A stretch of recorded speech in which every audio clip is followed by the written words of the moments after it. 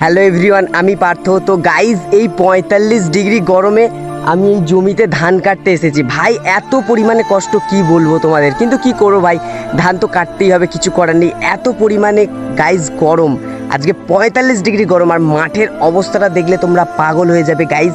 তোমাদের আমি পুরোটা দেখাচ্ছি, আর কতটা ধান কেটেছি সেটাও দেখাচ্ছি গাইজ। আর তোমাদের আমি দেখাচ্ছি, দেখো এই যে জমি, এই জমিটা হচ্ছে ধানটা কেটেছি গাইজ। আর ধান যে কেটেছি গাইজ, এই দেখো এই এতগুলো কতটা পাই কেটেছি, দেখো এতগুলো ধানের জমিতে ধান কেটেছি।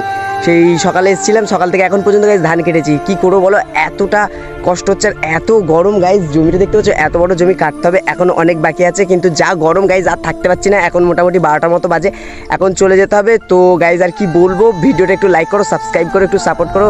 প্রচুর কষ্ট হচ্ছে গাইজ, কি করবো, এখন একটু জল টল খাই গাইজ। এই এখন দুপুর পর্যন্ত যা ধান কেটেছি মোটামুটি অনেকটাই গাইজ কেটেছি, কিন্তু এখন আর একদম পারছি না গাইজ, প্রচুর কষ্ট হচ্ছে।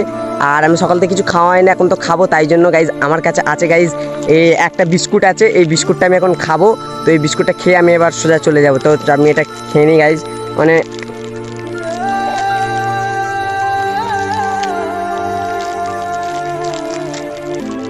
প্রচুর খিদে পাচ্ছে গাইজ, কি বলবো তোমাদের। বিস্কুটটা খাই, খেয়ে আমি এবার সোজা চলে যাবো। তোমরা কিন্তু ভিডিওটাকে লাইক করো, সাবস্ক্রাইব করো, শেয়ার করো। আর প্রচুর কষ্ট হচ্ছে গাইজ, এই রোদে এত ধান কাটলাম, কি বলবো। কী আর করবো গাইজ, কিছু করার নেই। আমাদের দেশে তো চাকরি হবে না, খালি ভোটটার সময়তেই নেতারা বলে চাকরি হবে না গাইজ।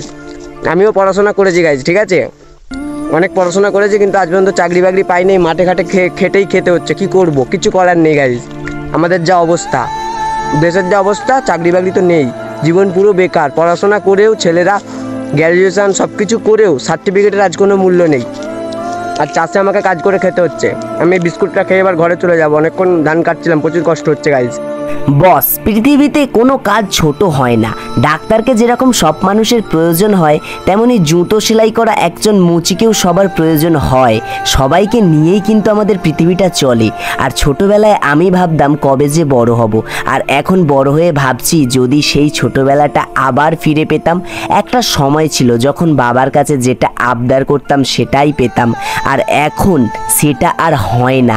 নিজের সারাদিনের খাবারটুকু নিজেকে জোগাতে হয়। অনেকটা বড় হয়ে গেছি আমি, তাই না? ভেবে দেখলে অবিশ্বাস লাগে। কেটে গেল কতগুলো দিন, কাটিয়ে ফেললাম কত বছর, এত বড় হয়ে গেলাম আমি। যাই হোক, আমি একদিন জিতবো, সবাই আমায় দেখবে, সবাই আমায় চিনবে।